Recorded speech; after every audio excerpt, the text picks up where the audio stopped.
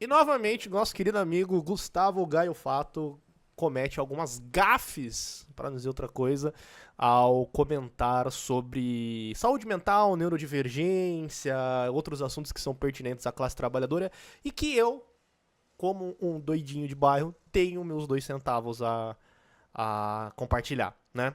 Dentro do campo da compreensão de um vício, Hum. significa que, em uma certa medida, existiria uma dosagem possível e segura de utilização daquilo.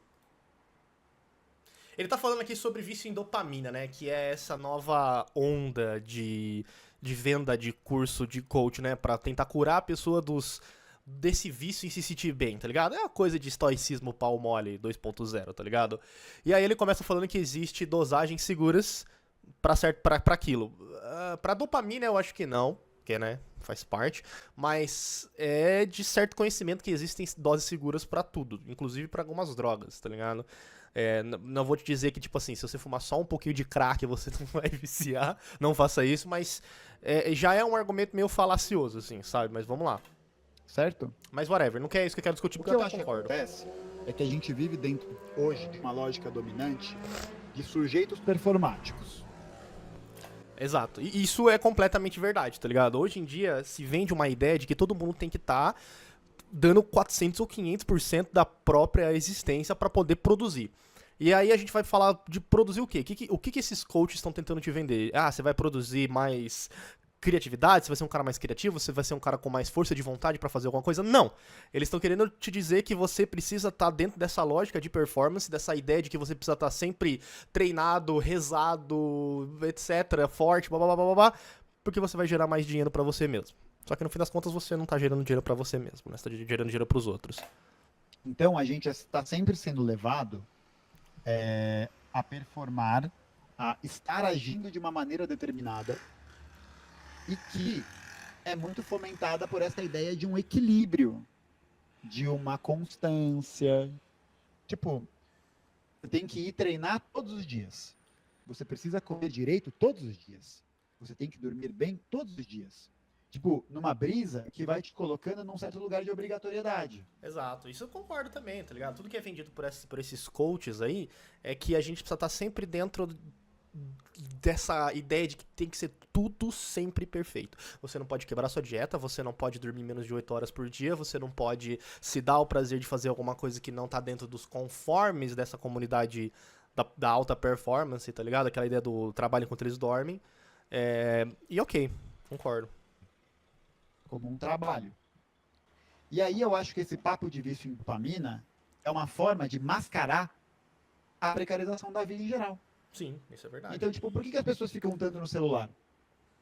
Porque não tem outro meio de divertimento. Exato, exato. E, de novo, todo meio de divertimento tá colocado dentro de uma lógica de transferência de dinheiro, tá ligado? De você ter que pagar pra fazer aquele tipo de coisa. Recentemente começou a sair uns vídeos aí pelo TikTok, Instagram afora, falando de como tá o Parque Ibirapuera depois que ele foi vendido pra iniciativa privada. Então, cara, os preços triplicaram, você tem construções ali dentro que só são pra clientes extremamente ricos de um banco. Cara, uma coisa que era, tipo, literalmente um parque aberto que as pessoas podiam usufruir, vira-se uma coisa que tá conectado diretamente com a lógica do capital. Afinal de contas, é um banco que tá patrocinando ali, né? Desculpa que eu tô meio doentinho. Mas concordo também, cara, né? Os centros esportivos são desmontados, os centros sociais são desmontados. Aqui, recentemente, a gente teve um centro social que oferecia curso gratuito, cultura, etc., que tá sendo desmontado, porque não vale a pena pra prefeitura gastar dinheiro com isso. Sendo que, tipo assim, a gente sabe que cultura, desenvolvimento pessoal, curso, etc., devolvem a nossa sociedade, tipo, 10 ou 5 vezes, né? Por isso. Ah, bota fé que eu Por achei que isso. você ia pelo outro caminho. Qual? O caminho de ter que se livrar do vício em dopamina. Não.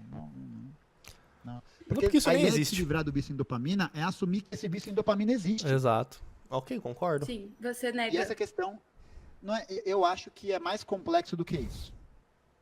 Eu acho que é mais complexo do que isso. Porque vício em dopamina acaba criando um certo caminho, acaba criando uma linha de pensamento de que você pode se desintoxicar de que você pode assumir uma posição de saúde em relação a isso. E eu acho que, de alguma maneira, é você criar meios para adaptar os sujeitos a uma realidade massacrante. Então, tipo, no final das contas, você não questiona a estrutura. No final das contas, você acaba colocando, o problema é o vício em dopamina. Sim. Aí o problema é o quê? É o excesso de celular. E é uma Exato. questão? É uma questão. Não Exatamente. deixa de ser uma questão. Vou até dar um parênteses aqui, que a minha mulher, ela trabalha no funcionalismo público, numa escola, e ela fala que, cara, já houve um salto qualitativo muito grande do que os alunos estão apresentando em sala de aula e entre si por causa da remoção do celular da sala de aula, sabe? Já tá se tornando outra coisa já. Mas é a questão central, a meu ver. Mas não é a questão central, exato, porque tem muitas outras Entende? causas estruturais e estruturantes, Uma adoro fita falar que isso. também né? deveria ser discutida, mas com essa perspectiva, é sobre o tanto que as crianças estão enfiadas nas telas. Sim. Não, e aí você para pra pensar no seguinte, né? Muita criança enfiada em tela e que muitas vezes é a possibilidade que os pais têm de gerenciar a criação, Sim. Sim. porque Sim, estão ocupados trabalhando. Não, você não tem mais o acesso a isso, cara. Às vezes você tem acesso só ao básico para um determinado ponto do trabalho presencial. Tipo assim, a criança vai ficar numa creche por 8 horas, porque aí o pai pega e beleza. Só que, cara, esse tempo que sobrou, às vezes tá trazendo trabalho de casa. O pai, a mãe tá trazendo trabalho pra casa, sabe? Tem que fazer mais coisas depois que chegou do trabalho. Aí você vai falar de mulher ainda, que tem tripla jornada, vai ter que fazer o trabalho dela, o trabalho da outra pessoa e mais o trabalho em casa, sabe? E ainda mais ter o trabalho de afeto que ela tem que ter com a criança, de trabalhar com a criação. E às vezes esses 30 minutos que você deixa quieto a criança mexendo no celular, salva a vida dessa pessoa. Isso aqui, obviamente, não é o certo, não é o melhor, né? E por isso tem que ser oferecidas alternativas pra esse tipo de coisa, sabe?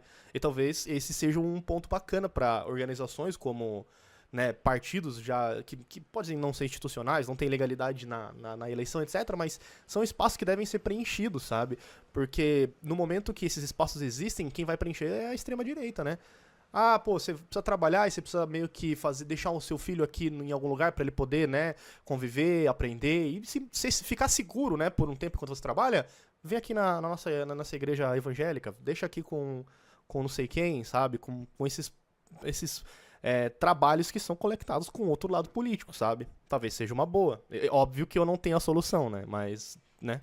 Cuidando da casa, no transporte, porque chegam cansados em casa e não tem paciência para lidar. Exato.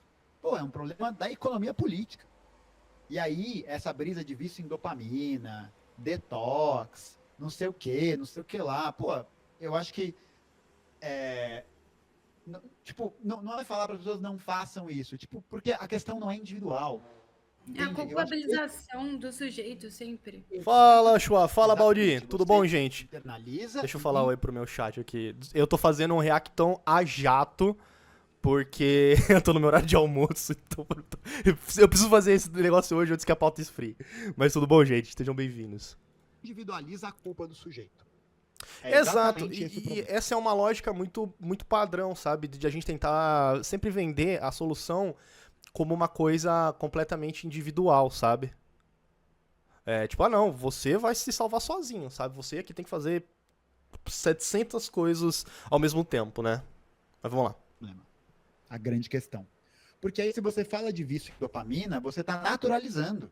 Você está colocando um elemento biológico, um elemento bioquímico. E como que você conserta? Como que você conserta? Você Exato. tá morrendo? Não, mas... Cadê o contador de salto lógico aqui na tela? Primeiro salto lógico dado. A gente não... Bom, vamos lá.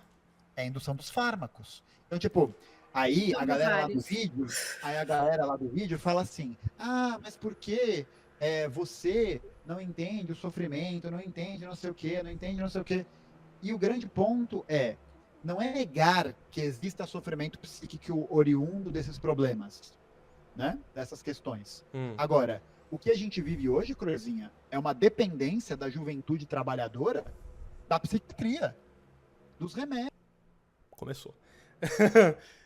Cara, não é uma questão de dependência. Vamos lá, vamos tentar pegar por partes esse tipo de comentário do nosso querido amigo Gaio Fato aqui. A gente não vive uma dependência, tá?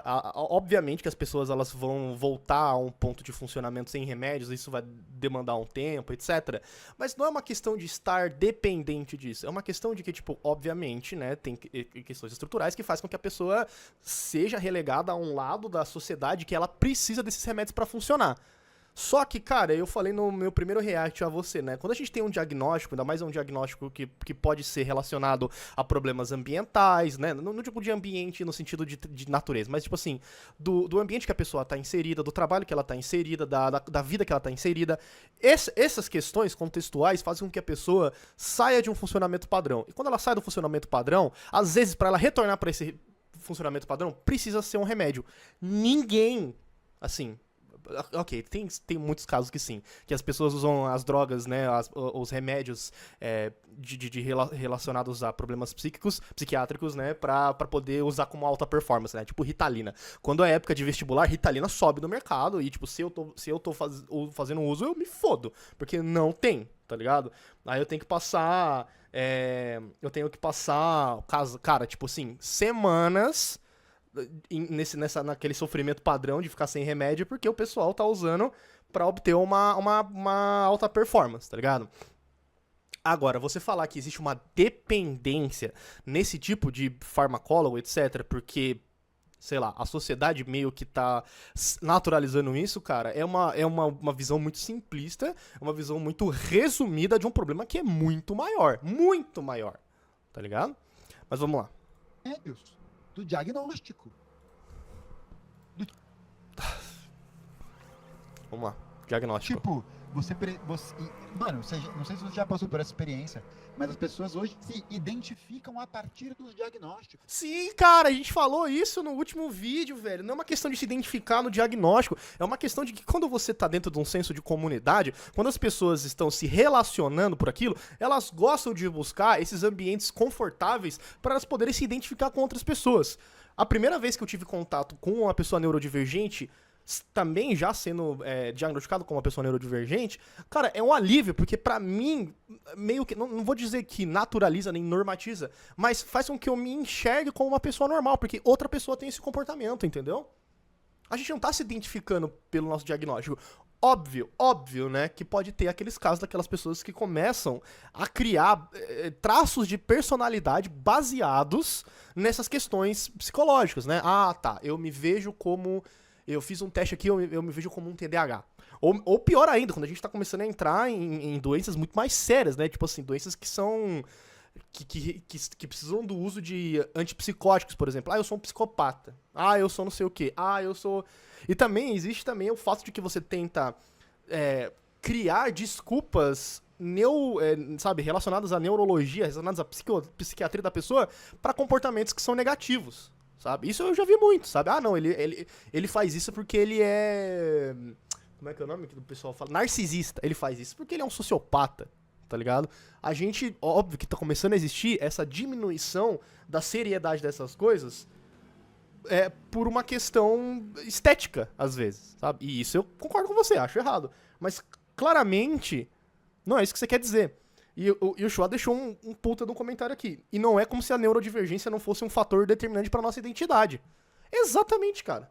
Quando a gente vai falar de neurodivergências como TEA, autismo, né? TEA e autismo é uma coisa. TDAH. Por exemplo, eu com meus hiperfocos, às vezes as pessoas nos identificam por esse hiperfoco, sabe? Cara, eu já fui várias vezes conhecido como o doidinho do Star Wars, o cara que sabe tudo. Você tá me entendendo, cara? Então... É uma questão muito mais complexa do que essa coisa que você tá querendo falar, que as pessoas se identificam e tá errado. Ai, que feio se identificar. Pô, você não se identifica como um comunista, tá ligado? Você não faz da sua personalidade essa sua carinha de cubano, tá ligado? Com todo respeito, entendeu? Cara, são coisas que a gente meio que, sabe, usa pra se espelhar, usa pra se ver, usa pra se sentir um pouco melhor, sabe? Vamos lá.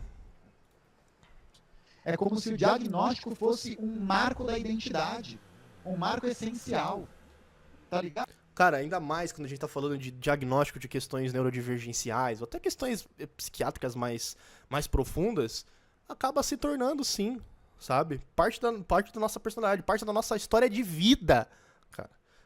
Quando muita gente é diagnosticada, as pessoas passam por um processo de luto, cara. De aceitar anos e anos perdidos que poderiam ter sido atacados, né? Poderiam ter sido tidos com muito mais facilidade. As pessoas perdem esse tempo e aí elas têm que entrar no processo de luto. Elas têm que aceitar, elas têm que barganhar com esse tempo, elas têm que entender toda a situação dela, que ela realmente estava perdida porque ela não sabia. Então, sabe, pra mim você tá diminuindo pra caramba o sofrimento da pessoa. A luta da pessoa. Você vai reforçando essa lógica psiquiátrica e assim, é meio naquela brisa. Para as pessoas, você precisa do diagnóstico dessa movimentação para que as pessoas vivam vidas funcionais, né? Para que elas possam trabalhar, viver e tal. Sim. Mas aí que tá o pulo do gato. Não tá, mas vamos lá. Aí que tá.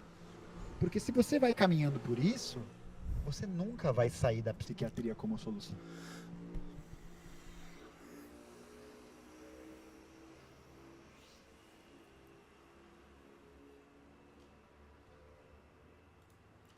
Nunca.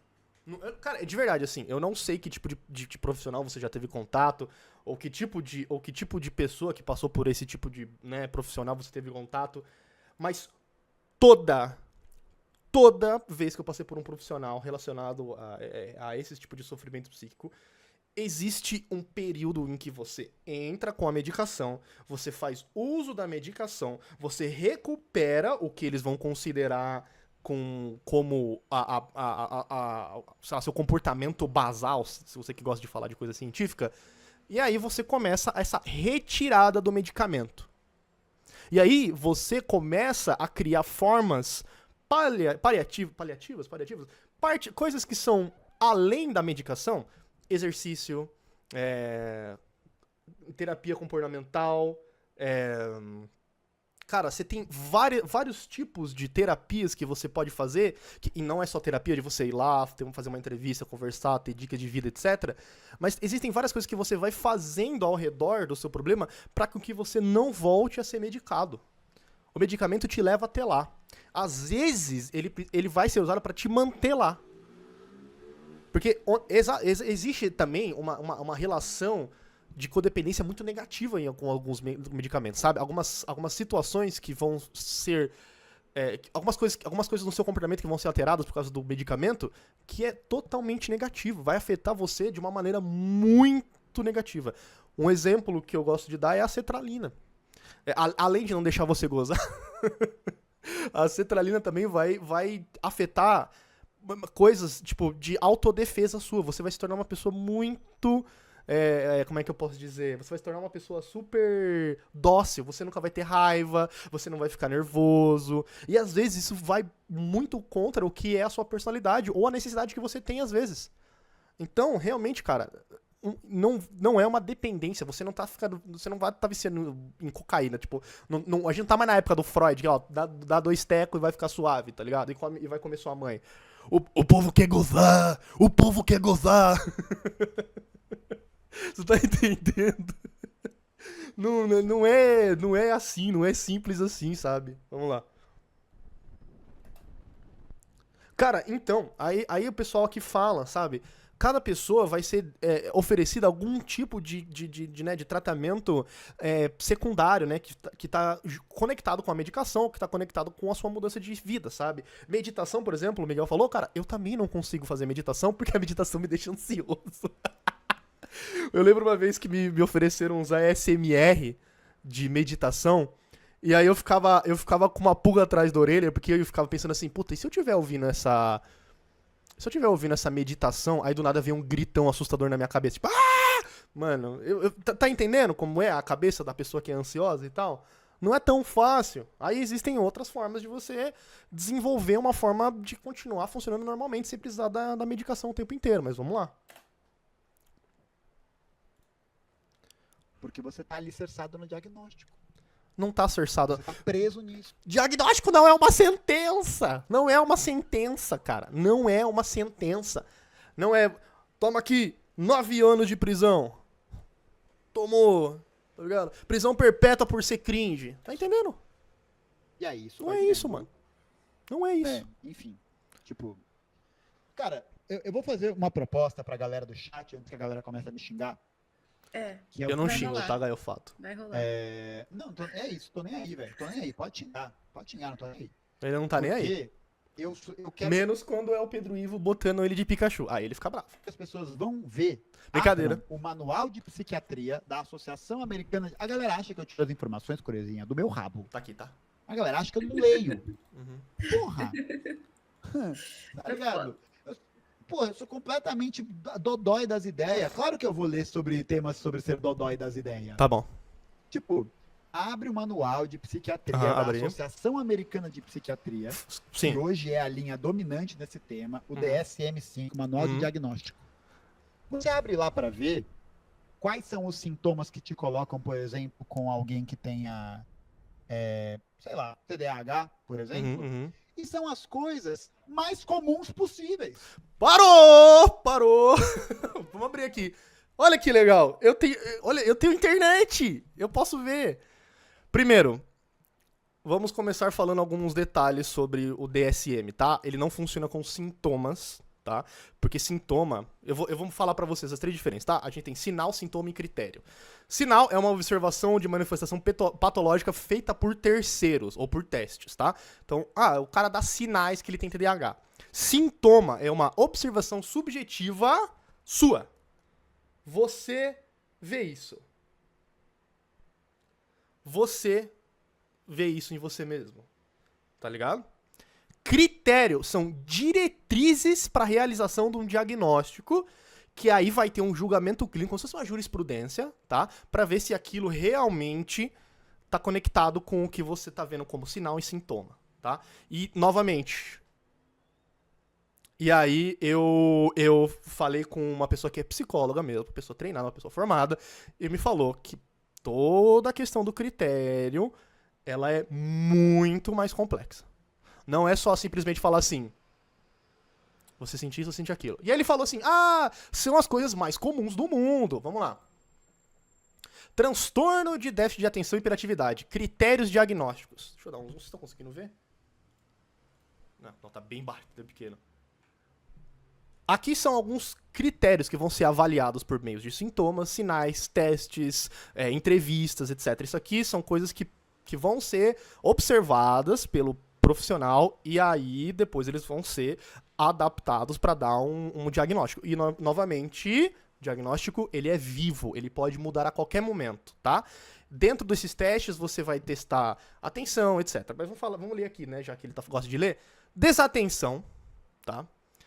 Dos seguintes sintomas persistem por pelo menos 6 meses, frequentemente não presta atenção em detalhes ou comete erros por descuido em tarefas escolares, frequentemente tem dificuldade de manter atenção em tarefas ou atividades lúdicas, frequentemente parece não escutar quando alguém lhe dirige a palavra diretamente, frequentemente não segue instruções até o fim e não consegue terminar trabalhos escolares, tarefas ou deveres no lugar de trabalho, frequentemente tem dificuldade para organizar tarefas e atividades, frequentemente evita, não gosta, reluta em se envolver em tarefas que exijam um esforço mental prolongado, frequentemente perde coisas necessárias, frequentemente distraído com estímulos externos. Aí a gente vai ter aqui relacionado à hiperatividade e impulsividade, a gente tem mais um monte. Remexe ou batuca, frequentemente levanta da cadeira em situações que não deve, frequentemente corre ou sobe nas coisas em situações que não deve, com frequência é incapaz de brincar ou se envolver em atividades de lazer, com frequência não para, frequentemente fala demais, frequentemente deixa escapar uma resposta antes da pergunta, eu faço isso direto, isso é péssimo, eu me sinto mal porque parece que eu tô zoando a pessoa. Frequentemente tem dificuldade para esperar a sua vez, também, às vezes eu jogando médico eu fico comendo o turno dos outros, frequentemente interrompe ou se intromete, vários sintomas de desatenção, hiperatividade e impulsividade, evidências claras, aí tem mais um monte de coisa de especificação, de especificação de gravidade, vamos lá. Aí a gente tem características diagnósticas, que são, né, pra você dar o diagnóstico, e aí você tem características associadas, tá, atrasos leves, que aí são coisas que vão aumentando a certeza do profissional, né? E lembrando, cara, não é simplesmente você chegar no médico e ele fala assim, O bagulho é TDAH, mano. Esse cara tem TDAH, esse cara é foda, esse cara tem TDAH, os caras não prestam atenção. Não, cara, é basicamente, cara, você passar por uma série de testes, gastar um dinheirama, tá? Normalmente aí vai de 600 até 2.000 reais, dependendo do tipo de profissional que você tá contratando, tá? Porque você tem que passar por neuropsicólogo, psiquiatra, laudar, etc. Aí a gente tem questões de desenvolvimento, tá? A gente tem fatores de risco e de prognóstico. A gente tem questões diagnósticas relativas à cultura. Cada profissional tá conectado a uma cultura própria, um local próprio. E essas questões vão ser relevantes à questão do diagnóstico, tá? Relativamente ao gênero também, porque aparece de outra forma. Sabe o que não tem escrito aqui? Coisas que são muito comuns, Gaio Fato. Não tem. Não tem. Exato, foi mais de 6 meses, cara, porque precisa ter certeza. E sabe o que é engraçado? Ele até fala aqui, cara, não vou ficar procurando aqui, porque, cara, você falou que você já leu, então eu não preciso te mostrar de novo. Mas é uma questão assim, existem até riscos relacionados à própria vida da pessoa com o diagnóstico, ou sem o diagnóstico de TDAH. Porque a pessoa não consegue se compreender dentro daquela coisa, sabe? E é por isso que é tão sério, é tão especial, é tão focado esse tipo de testagem para saber realmente se você tem ou não essa doença. É muito importante que você entenda isso, cara. E não é simplesmente uma questão de capricho, sabe? Ou uma questão de você está fazendo esse teste porque você quer operar dentro da loja do capital. Você caiu no papo de coach. Tipo, sensibilidade a barulho. Não tem isso! Mas você Cara, acabou de ver. Desculpa gritar. Que pessoa não tem sensibilidade a barulhos muito altos? Não é a barulhos muito altos, Gaio Fato. Às vezes são... Agora eu tô falando de TEA, tá? Às vezes são frequências de barulho, às vezes é o volume do barulho, às vezes é a constância do barulho. Eu tenho um problema sério de se eu tô ouvindo um barulho que me incomoda e ele tá em um certo ritmo, eu não consigo fazer mais nada até que eu silencie esse som.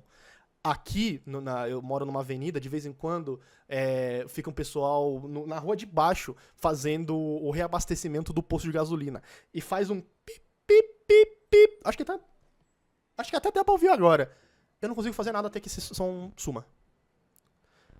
Outra coisa que eu tenho, por exemplo, e algumas sensibilidades muito específicas. Quando eu tô em pé, parado por muito tempo, eu não consigo ficar com a planta do pé no chão, porque começa a me incomodar. Então eu tenho que virar ela pro lado. Começa a me incomodar, tá ligado? E aí eu fico fazendo esse movimento, entendeu? O chuá tem gastura com textura de fruta. Cada pessoa vai ter alguns... não sintomas, mas alguns sinais relacionados à sua neurodivergência muito diferente das outras. E isso tudo é levado em consideração por um profissional. Não é simplesmente, pô, tu não gosta de fruta? TDAH, tá ligado? Por exemplo, ou a luzes piscantes de maneira incessante. Entende isso? Você vai colocando... Desinformou, tudo né? aquilo Mentiu, dentro de um desinformou. conteúdo muito Não lembro qual genérico. que é o O chavão. que mais pega pra mim são perguntas sobre escola. Porque aí vai pras crianças, né? Nossa, você se sente distraído na aula? A aula é feita pra você se sentir distraído. De novo, aqui eu vou concordar. Existe sim uma necessidade meio doida das pessoas conseguirem diagnóstico para os filhos para poder explicar esses problemas que às vezes estão relacionados com criação, com ambiente, entendeu? Mas, cara, a gente tem que entender caso por caso, entendeu? Todo caso é um caso diferente, né? Todo caso é diferente. Então, a criança às vezes pode não ter nada. Às vezes pode ser um capricho do pai ou um capricho da mãe. Mas é importante que a gente saiba que às vezes realmente isso pode causar um sofrimento para essa criança. E aí ela vai se desenvolver, esperar até ela chegar à fase adulta, para aí ela fazer um teste, aí ela ser diagnosticada, e aí ela criar todo um processo de luta por causa daqueles anos perdidos, por causa dos pais que não deram atenção, por causa disso e daquilo, entendeu? Eu passei por isso. É foda. É foda. Tipo, e é muito doido, né? Porque aí volta naquela questão.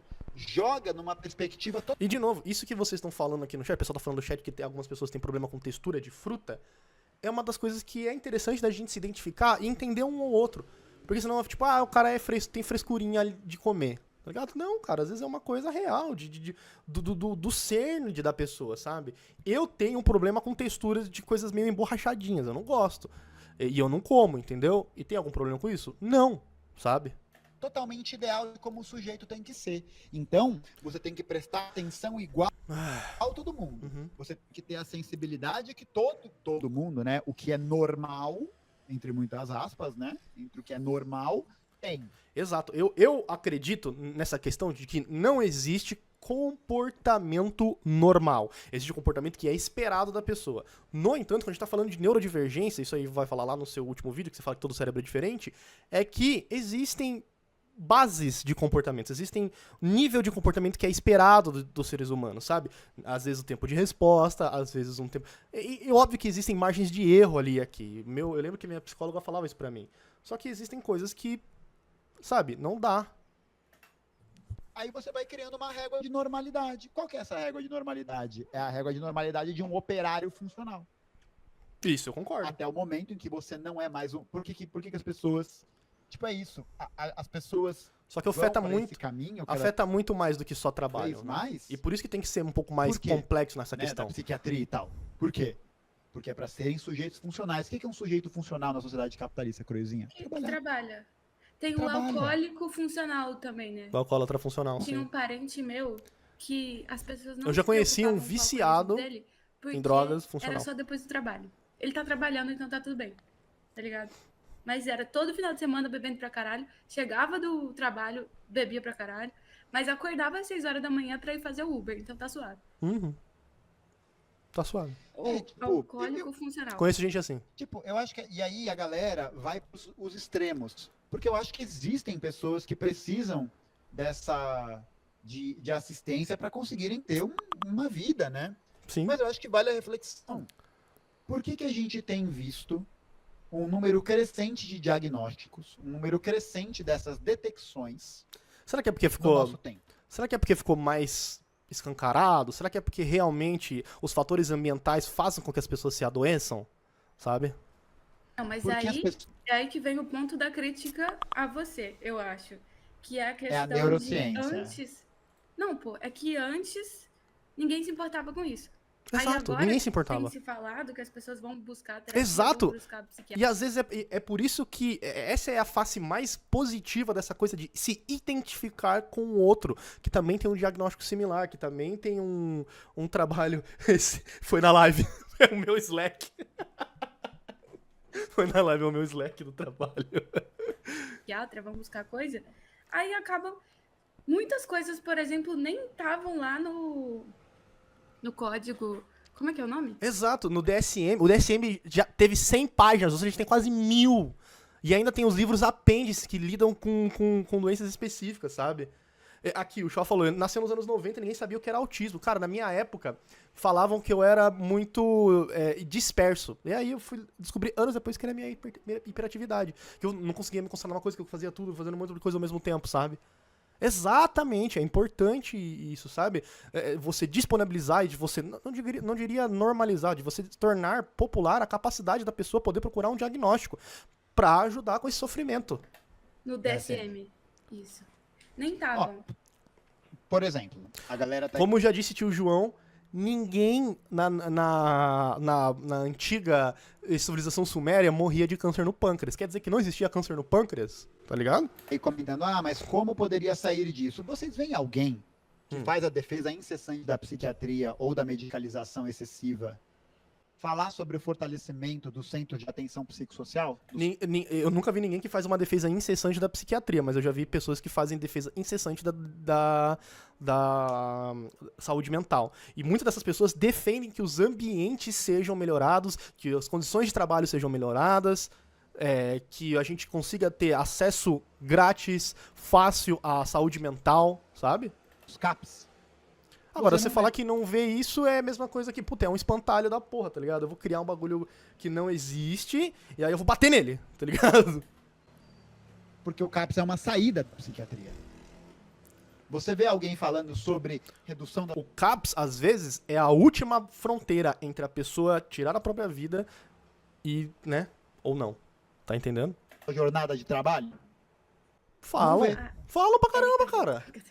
Eu não sei onde você tá vendo. Só se for da 5x2, né? Porque a 4x3 já tá aparentemente indo pro espaço. Ai, como ele é brabo, como ele é brabo. Já foi pro caralho. Entende isso? Então, tipo, você percebe que E aí também não é só uma questão de trabalho, de quantidade de trabalho, tá ligado? Você também tem uma questão de você ter um ambiente de trabalho que seja melhor, você ter leis que permeiam e que regulamentam o ambiente de trabalho, você ter. Cara, regulamentação, no fim das contas, vai ser a palavra, sabe? Ontem mesmo eu vi a história de uma mulher que tava grávida e foi humilhada no trabalho porque ela se sentou. Você tá entendendo isso? A gente ainda tem toda uma classe de gerentes e de supervisores que só chega nessas posições pra querer humilhar outras pessoas, tá ligado? E aí vai causar outros problemas mentais. Exatamente, eu concordo com isso. Eu concordo que essa lógica que permeia os ambientes de trabalho é completamente horrível, sabe? E isso que joga as pessoas pra precisar de auxílio psiquiátrico, psicológico, etc. Só que você falar, não, a medicação é paia, essa hiper disponibilidade de medicação é paia, não sei o que, não sei o que, não sei o que. Cara, você só desmobiliza essas pessoas, sabe? Às vezes você tem um viewer aí que tá passando por um momento extremamente negativo na vida, tá ligado? E às vezes ele procurar uma ajuda psiquiátrica ou psicológica, que seja essa última barreira entre ele estar mais um dia nessa terra. E aí ele vai ver seu vídeo e falar assim, não, mas esse diagnóstico está sendo vendido por você por uma lógica de capital. Você tá entendendo? O momento que isso desmobiliza? O mundo tá muito doente, sim, o pessoal falou no chat, o mundo tá extremamente doente. E você precisa se manter saudável por N questões, tá ligado? Às vezes você não quer. Só que, pra mim, esse papo de ficar falando, não, as pessoas que defendem a psiquiatrização, não sei o quê, babá, pra mim é o mesmo papo do pessoal lá da cientologia, que não acredita em psiquiatria ou psicologia. Fala que é uma coisa do diabo. Que a psiquiatria adoece as pessoas. É aquela ideia lá de que, tipo, ninguém tá doente até ir pro hospital e conseguir o diagnóstico. Não, você não tá com gripe. Não, tô me mijando aqui, me espirrando, vomitando, tô todo fudido. Não, mas você não tá com gripe. Aí vai no médico e... Bom, você tá com gripe. Porra, se você não fosse no médico... Se você não fosse no médico, fudeu. Existem muitos motivos pra gente ficar saudável, sabe? Até às vezes pra poder prosseguir com a luta que a gente tá envolvido. É muito importante isso, Gaiofato. É muito importante, sabe? E você falar dessa forma que desmobiliza, porque, todo mundo é diferente, é pai, etc. Pra mim, você acaba se tornando um coach também, tá ligado? Que critica e não oferece solução, sabe? Não, beleza. A brisa da assistência psiquiátrica ao sujeito que está em sofrimento... A brisa. Isso é um debate. Eu não manjo disso pra saber se isso vai ter essa dimensão geral ou não. Mas não é isso que você tá falando há 1 hora, cara. Mas a questão é, a assistência psiquiátrica ela tem que ser permanente? Não. Porém... A Cloizinha vai falar. Cloizinha gosta de Schweppes, tônica, também adoro. Depende, né? Tipo, se alguém tem esquizofrenia, depende da situação, né? Não, mesmo nessas circunstâncias. Eu preciso continuar o react? Aí vem o pessoal e fala assim, não, ele se expressou mal. Brother, o trabalho dele é se expressar, cara. Você tá entendendo? Como assim, cara? O cara é esquizofrênico, talvez que nessa situação ele também não precisa se manter com auxílio psiquiátrico o resto da vida.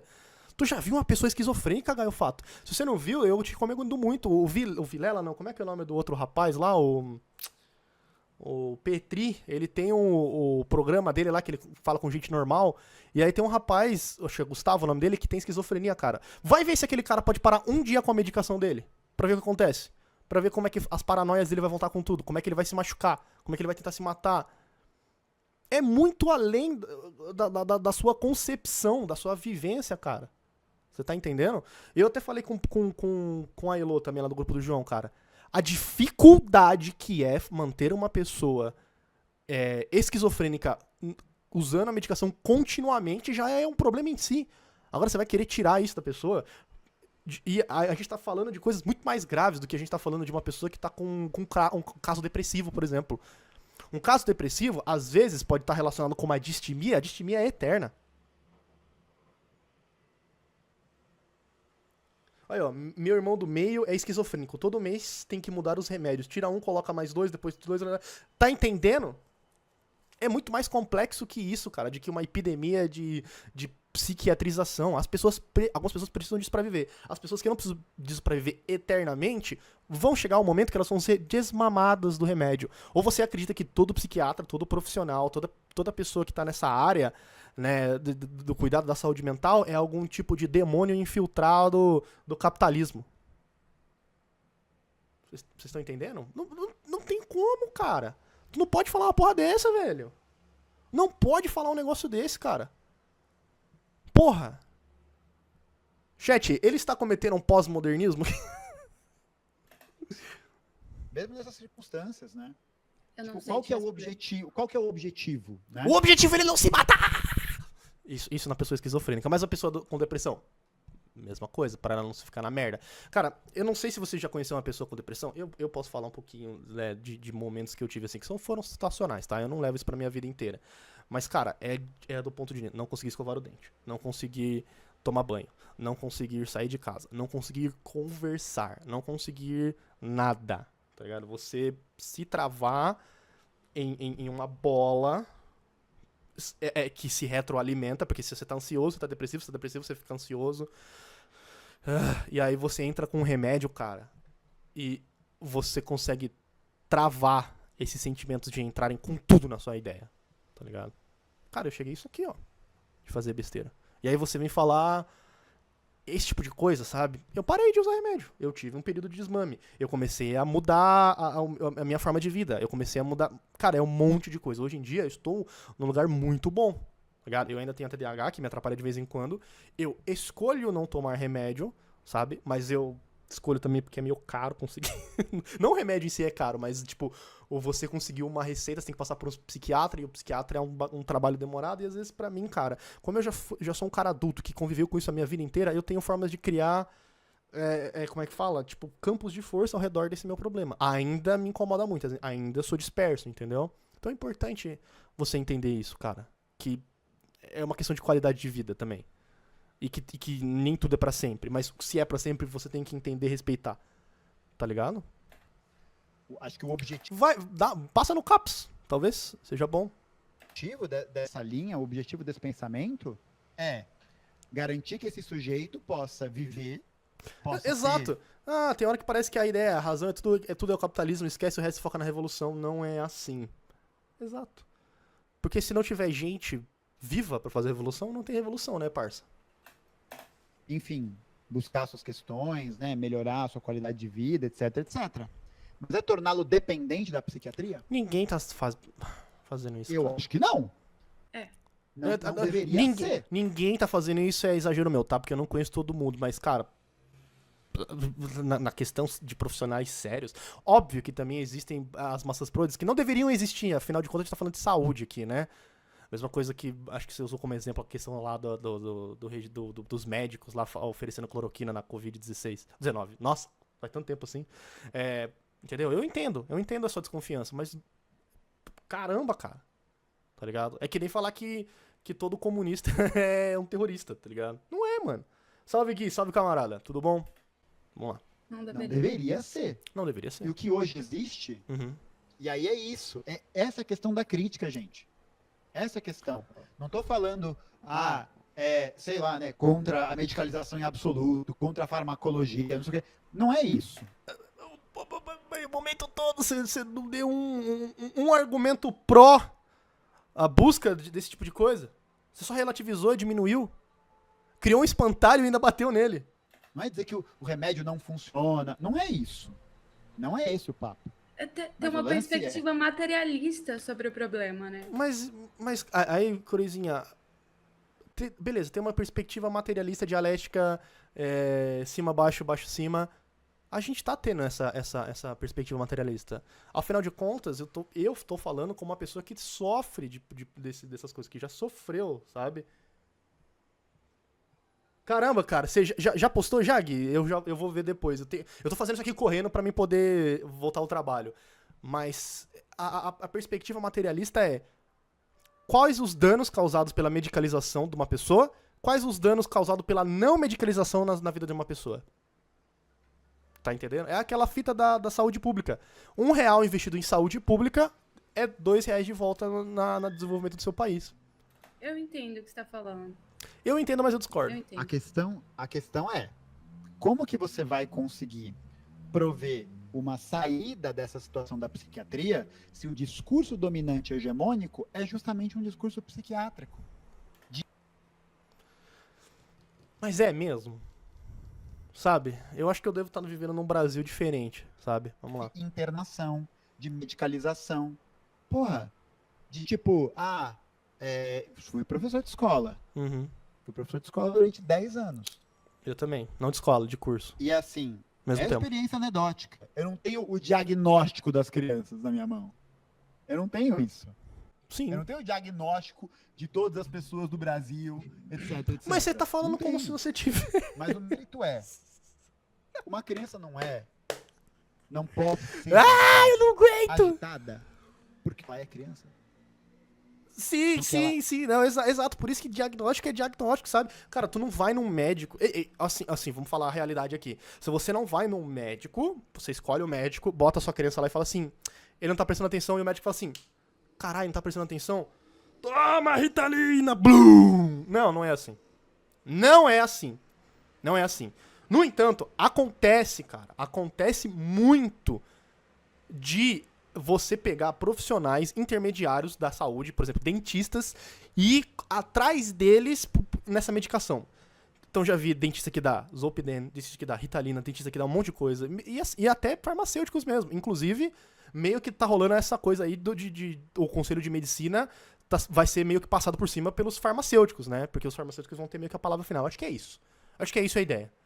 Não sei se essa é a realidade mesmo, assim, mas é alguma coisa nesse nível.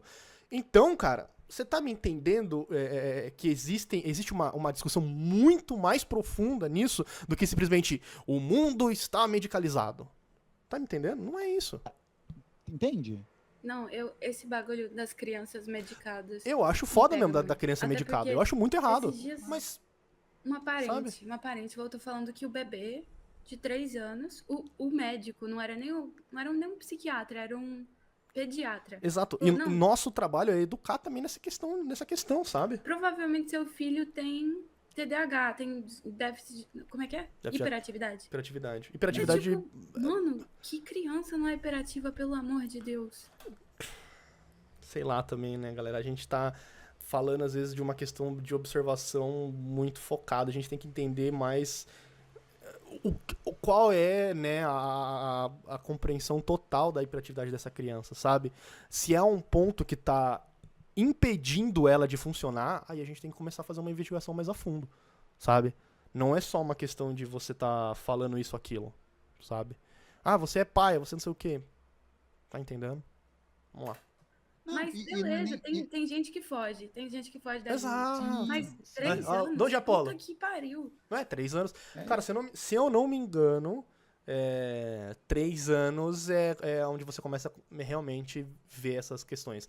Cara, se eu não me engano, a gente chegou a um ponto de refinamento dos testes de TEA, da observação do TEA, etc., que eu acho que dá pra identificar TEA infantil com, tipo, meses de idade. Em homens, tá? Em mulheres ainda é uma bosta e a gente tem que ficar atento com isso, porque na questão de gênero também muda muito.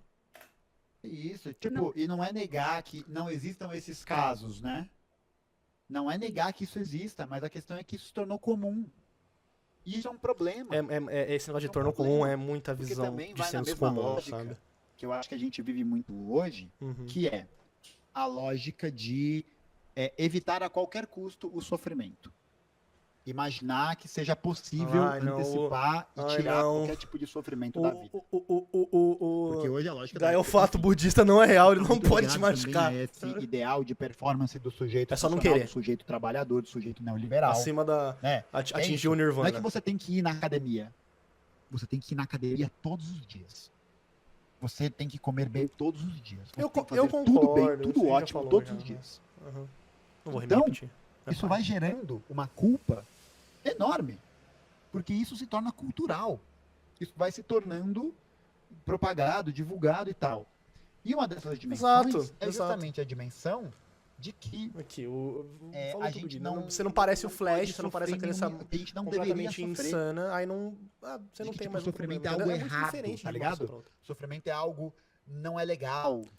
Cara, tu tá falando de um bagulho que as pessoas sofrem porque elas estão se colocando numa lógica de performance, mas ao mesmo tempo você fala que as pessoas não querem sofrer. Cara, Não é bom. Então a gente tem que evitar o sofrimento. eu acredito isso. Eu acredito que a gente tem que deixar a vida dos outros mais fácil. Só, claro, há pontos lógicos, né? Também não dá pra entregar tudo de mão beijada, mas, cara, evitar, sabe? Coisas que poderiam serem evitadas, coisas que poderiam, mexem no conforto da pessoa, da vida da pessoa, a gente evita com que essas coisas acontecem e evita que a pessoa saia do sério, que a pessoa tenha problemas na vida inteira por isso. E aí, evitar o sofrimento é a produção de uma ideia idealista falsa de felicidade perpétua. De tipo, de bem-estar perpétuo. E, mano, é essa parada, né? Uma coisa. Estar angustiado é um sinal de que você está vivo. Porra, mano, mas isso agora o cara falou meteu um empirismo aqui, tal, não. A materialidade a consciência, né, rege a materialidade do seu corpo. Cara, eu não vou entrar em detalhes com isso, porque, cara, eu não sou o Pedro Ivo, eu não entendo nada dessas porra pra mim aqui, eu sou um marxista light, tá ligado? Eu gosto da parada que eu consigo ver, assim, sabe? Não vou querer falar disso. Mas, cara, estar angustiado, estar triste, estar feliz, são reflexos da sua... Da situação que você está vivo. Você está vivo porque você está sentindo essas coisas. Mas, ao mesmo tempo, você não vive pra sentir essas coisas. Estar angustiado é diferente de ser depressivo. Ser depressivo é diferente de ser distímico. Perder a atenção em alguma coisa é diferente de ser TDAH, entendeu? Tá ligado? Aquilo que não se altera no campo da angústia... Mas exato, Gui. Talvez a questão do antidepressivo, ele realmente te deixa no modo meio zumbi em dias nublados, assim, sabe? Mas às vezes a gente precisa desses 3 meses de modo um dia nublado pra gente poder viver uma vida normal, entendeu? Se mantém estabilizado, zerado, é a morte. Ah, peraí. Você está me dizendo que após a revolução as pessoas continuarão angustiadas? Sim. Exatamente. Agora foi ele que gritou, não fui eu. Tocar a vinheta. Adoro a vinheta do Zelda dela. Mas os outros escutaram. Perfeito. Não. Maravilha. Angústia não é depressão. Faz Depressão parte não da é vida, tá angústia. angustiado. Mas fala uma coisa, Gaio. Você é Desculpa, hétero? eu estou- Acabou. Esse final aí pegou vocês de surpresa. Obrigado, Croizinha. Puta.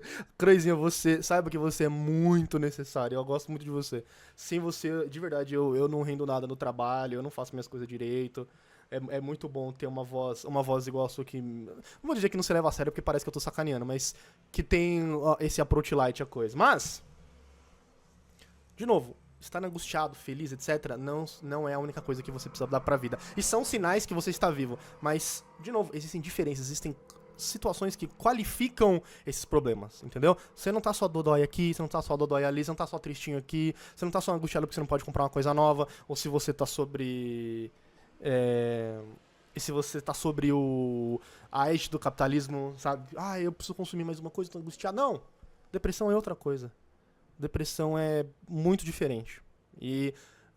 Cara, se você está passando por um problema difícil, uma coisa que não sara, um problema no seu âmago, por favor, cara, procure auxílio. Se você precisar entrar com medicamentos, aceite os medicamentos. O seu diagnóstico não é uma sentença, tá?